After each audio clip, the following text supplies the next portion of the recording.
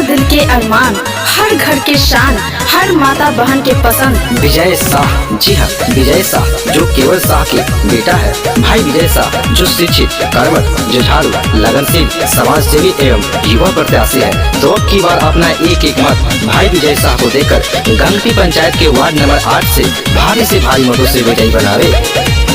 सुनो बाबा चाचा मौसा भाई, सुनो बहनी चाची अमाई,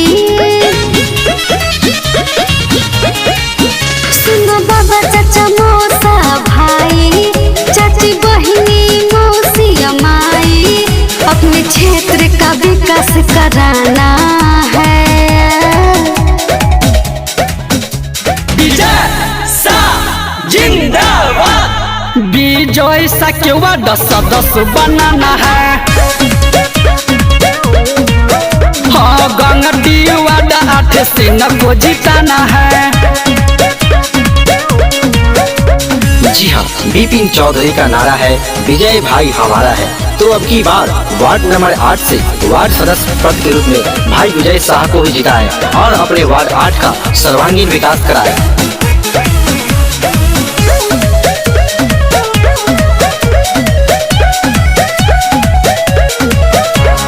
वार्ड नंबर 8 का सपना सजाएंगे, वहाँ 10 का इनको ताज पहनाएंगे।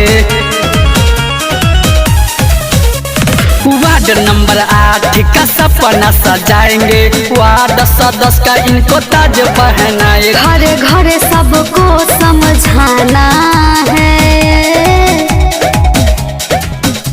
विजय शाह जिंदाबाद। विजय शाह के वार्ड सदस्य बनाना है।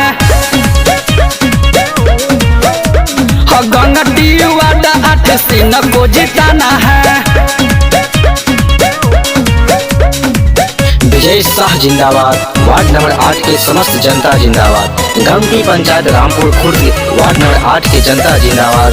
केवल शाह का बेटा विजय शाह जिंदाबाद। जी हाँ, विजय शाह जो वार्ड नंबर 8 से वार्ड सदस्य पद के रूप में आए हैं और अब की बार अपना विजय शाह को जिताएं और अपने वार्ड 8 का सर्वांगीण विकास कराएं। वार्ड 8 का यान स्वच्छ छवि पहचान है। रामपुर खुर्द का ये तो शान है। वार्ड 8 का यान स्वच्छ छवि पहचान है। रामपुर खुर्द का ये तो शान है। दारू मुर्गा पैसा पे नहीं जाना है। विजय शाह जिंदाबाद। विजय शाह के वार्ड सदस्य बनाना है। हाँ गंगटी वार्ड 8 से न को जिताना है। रिकॉर्डिंग बाय जय गंगा स्टूडियो सूरसंड।